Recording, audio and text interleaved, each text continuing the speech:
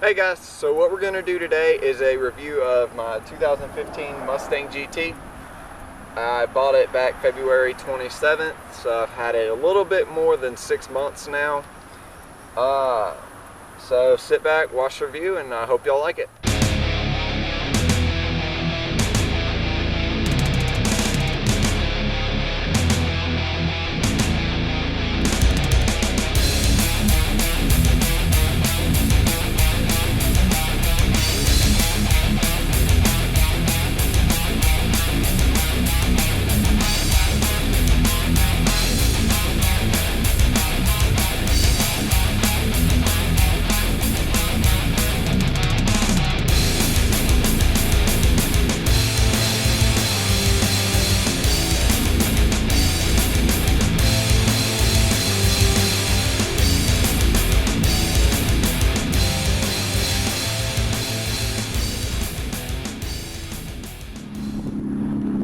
Now here is my 2015 Mustang GT with the performance pack. Now we're going to go ahead and start with the exterior of the car. The look of it, when I first saw the car, it took some getting used to. But once I saw one in person, I instantly fell in love with the car. Now, since it does have the performance pack, it has the 19x9 in the front and 19x9.5 gloss black wheels, and the tires come stock 255/40/19 in the front and 275/40/19 in the back. Another thing you get with the performance pack is the 6-piston Brembo brakes up front with 15-inch brake calipers. 15-inch rotors. Onto the back of the car, that's what really stood out to me when I first saw the Mustang. Was just the styling of the rear of the car. Now, looking at the side of the car, it has really nice body lines that flow with the car, and looking at an angle, it just fits the car and makes it look absolutely beautiful. Now, these cars do have an issue with the panel fitment. It's not the greatest, but after having the car, it does have its pros and cons, and the pros definitely outweigh the cons. Now, here with the front of the car, which has had a lot of controversy since its introduction, people say it looks like the car looks like a 2-door Ford Fusion, and from the front, it kind of does. But Ford did a really good job of fitting it to the car and making this car just look good. Of course, you're gonna have people that don't like it. That's great. That's just like with any car. Now, the GT does come with the 5-liter Coyote motor, 302 cubic inches. Car makes, from the manufacturer, 435 horsepower and 400 pound-feet of torque. That's at the crank. Now, with the upgraded performance pack, you get the strut tower brace, a 373 final gear ratio. You get two 10-inch radiator fans, as mentioned, the wheels and the brakes, all for a little bit more than $2,000. And there's a few other things, such as the instrument cluster inside, which I'll show y'all here shortly, and a few other components. The performance pack is definitely worth the money, and I'm definitely glad I got it. The car is equipped with the Ford Racing Sport exhaust by Borla. It is the catback system, and I went ahead and got the black chrome tips. The exhaust sounds amazing. There is no drone at 2,000 RPMs cruising on the highway.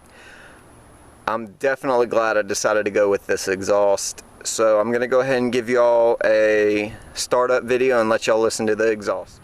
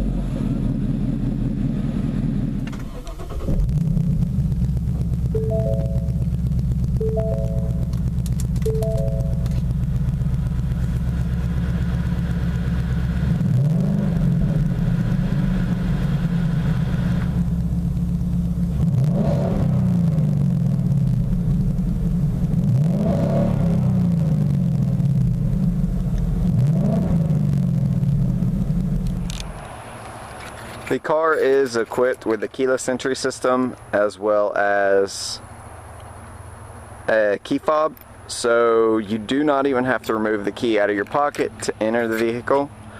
All you do, walk up, touch the center area, opens the door, and to lock it, you just touch these ridges right here and it locks.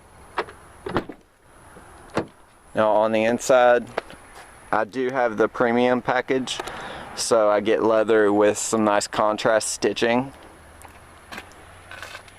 Interior of the car is other than the rear, is one of the main things that sold me. I just love the look and feel of the car. The leather seats are comfortable. They have enough bolstering, so if you go to the track, you're not going to be moving all over the place. I do have the manual that comes with the performance pack.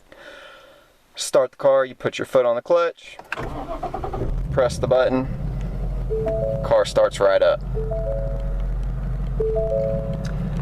Here we have the gauges. You have your tachometer and your speedometer. Then you also have a screen in the middle that gives you all nice information. You have your track apps. You can change your gauge color. As mentioned earlier, I do have the performance pack, so it does come with the oil pressure gauge as well as the vacuum gauge. These can actually be swapped out for the EcoBoost performance pack gauges. So if you are running boost, this will be a vacuum and boost gauge, which is a nice feature. You can keep an OEM look even if you supercharge or turbocharge your car. Here we have the radio. You can access your phone, your music. If you have navigation, it would be located right here. And then you can also control your climate inside the car via the screen or the buttons down here. The car does have dual climate control, which means your passenger can have their temperature while you have your own temperature. But it's nice that you can control everything from the screen. With the premium, you do get these nice toggle controls. You have your hazards, traction control, your steering. You can change the weight of the steering, and then also your driving modes. You have normal, sport plus, track mode, which actually turns off your traction control, snow and wet mode. And then your steering, you have normal, sport, and comfort. And also when you change to sport mode, the steering is going to go to sport as well. And also if you change it to track mode, it's automatically going to go to that steering weight. Now the manual transmission is a MT82 transmission. I personally do not like. Later on down the road, after supercharger and all that comes, I plan to put a Tremec in here. But for now, the MT82 does what it needs to, but it's not my favorite. It has a reverse lockout feature where you pull up this little bezel all the way over and up, and you are in reverse. That automatically activates your backup camera. And pull it back down, everything goes back to normal. Now, the interior is nice, but I feel like Ford could have done a better job with the execution or the quality of the plastic parts. I have a rattle coming from here on both sides. These are, I believe, 2-inch tweeters. Could be mistaken, but both sides rattle like crazy. This bezel right here, it rattles. The whole dash, the gauge cluster, it rattles. And it's not consistent either. Sometimes the speaker will rattle and it's not blown. I'm thinking the speaker is loose I'm not 100% sure. I haven't taken it apart to check. This, when it starts rattling, I've learned I can just push on it and it goes away. The gauge cluster, it comes and goes as it pleases. And then I also get some rattles from right back there. I haven't gotten back there and taken everything apart either to see what could be causing it, see if I could fix it. I have had somebody tell me that I could put styrofoam behind the plastic, or not styrofoam, regular foam, and that'll help to cut down on the rattling. But other than that, the interior, I love it. To access your trunk, there are a few different ways you can do it. One way is using the button on your key fob. Another way is pushing the button from inside. But the way that I like to access the trunk, and which is a very nice feature, that little button right here. You push that button, it allows you to pop the trunk. As long as the car is unlocked, you don't even have to have the key on you. You can access your trunk by pushing that button. The trunk is actually very large, which surprised me. I've been able to fit everything that I have needed to in the car and no issues. Alright guys, we're going to go for a little drive. I'm going to talk a little bit about the car. Now I'm going to go ahead and just do a quick little pull to show you what the car can do.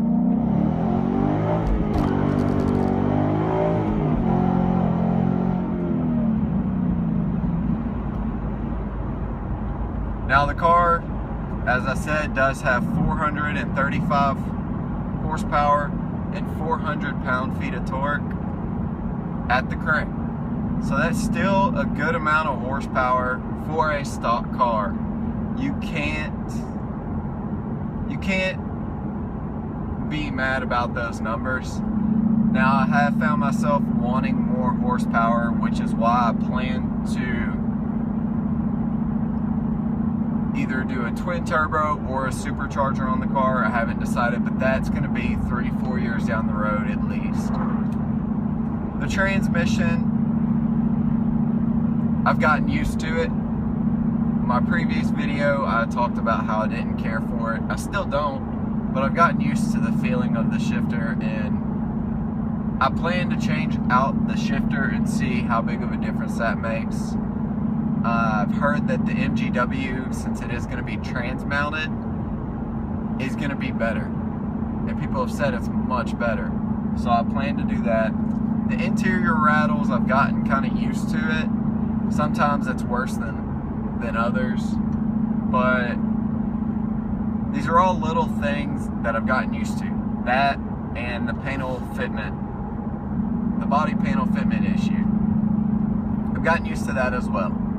The Mustang overall is a fun car, and as I said, the pros do outweigh the cons, which is why I still have the car. People think that because you're not 100% happy with a car, or there are issues and you're not happy about it, that you need to sell the car. Here's the thing, when you spend 40 grand on a car, I expect it to be pretty nice and hold up pretty well. People have said, oh, 40 grand, anybody can afford that. No, not just anybody can afford a $40,000 car. If you can, great. But you still expect a good level of quality. I don't care of the manufacturer. If you're happy with subpar quality, great. But when I spend my money on something, I am proud of it, and I want to get what I pay for it. But like I said, I love the car. I would not sell it. I wouldn't trade it. I plan to keep it. It's a fun car to drive. Anytime I get out of the car, I look back at it, and I love how it looks, especially the more that I do to the car. Now, I hope this video was better quality, better planned out, and I hope y'all like this one more than the previous review that I did of the car. I took some of the criticism and the comments that were left and applied them to this video to make it easier to watch and hopefully more informative. If you have any questions, please feel free to comment below. I'll do my best to answer them. And don't forget to subscribe.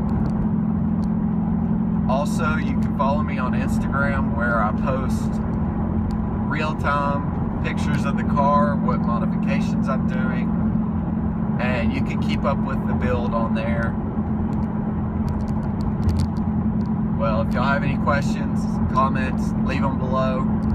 Other than that, y'all take care and y'all have a good day.